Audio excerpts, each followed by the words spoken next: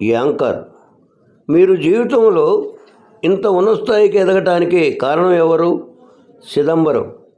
మా ఆవిడ యాంకర్. మరి మీ ఆవిడ ఎక్కడ కనిపించటం లేదు? చిదంబరం.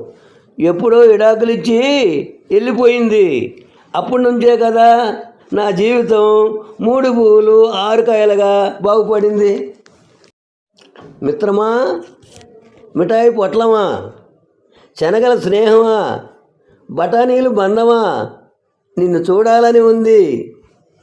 విమానంలో వద్దామంటే ప్రమాదాల భయం, బస్సుల్లో వద్దామంటే గోతుల భయం, కారులో వద్దామంటే చేతిలో డబ్బులు లేవు. అందుకే బాదం కాయంత బాధతో సీమరెక్కంత చీటీలో రాసి పోక చెక్కంత పోస్టులో పంపిస్తున్నాను. టమాటాలతో టాటా, గులాబీలతో గుడ్ బై. ఇట్లు పేరు పెసరకాయ, ఊరు ఉసిరికాయ. గారెల గల్లి, ఇడ్లీల ఇల్లు, జిలేబీల జిల్లా, రవ్వ లడ్డు రాష్ట్రం, దోశల దేశం, పకోడీల ప్రపంచం. అశోక్. నేను రాత్రిపూట ఎంత లేటుగా వెళ్ళినా మా ఆవిడ ఏమీ అనదురా.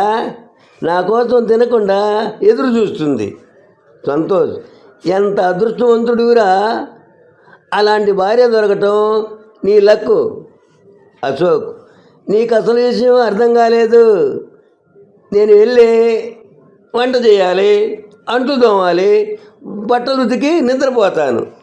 ఏమైనా అంటే నేను ఇవన్నీ చేయనేమో అని భయంతో తను నన్ను ఏమీ అనదురా.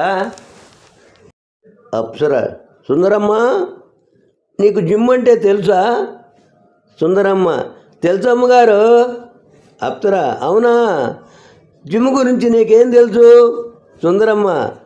ఏముందమ్మా, నేను మీ ఇంట్లో చెమట పట్టేలా కష్టపడి పని చేస్తే మీరు డబ్బులు ఇస్తారు.